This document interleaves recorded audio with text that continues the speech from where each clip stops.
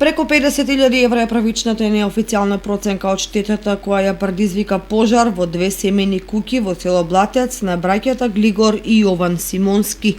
Пожарот кој избувна завчера во ранете утренски часови целосно го уништи домот на постариот брат Јован, а огромна е штетата и во куќата на помладиот брат Глигор кој денес пристигна од Германија.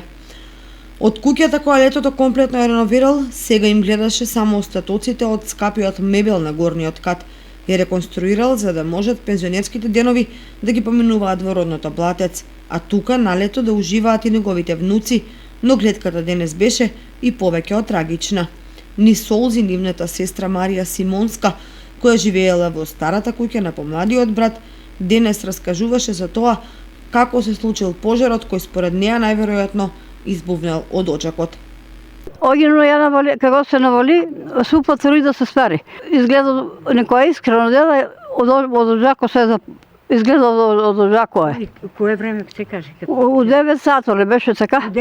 У 9 сата. 15 за 6 ли беше, колку беше, ја не знам отивано, да и јас сам се заспал, не бех ни заспал. Градоначалникот Ивица Димитров денес им понуди конкретна помош на семејствата и побара од нив да отворат жиросметки за да може граѓаните со своја донација да помогнат во обновувањето на домовите на Симонски.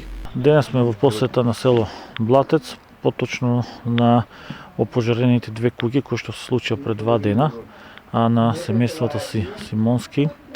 Ние како општина дојдовме да увидиме штетата, да им помогнеме на овие две семејства.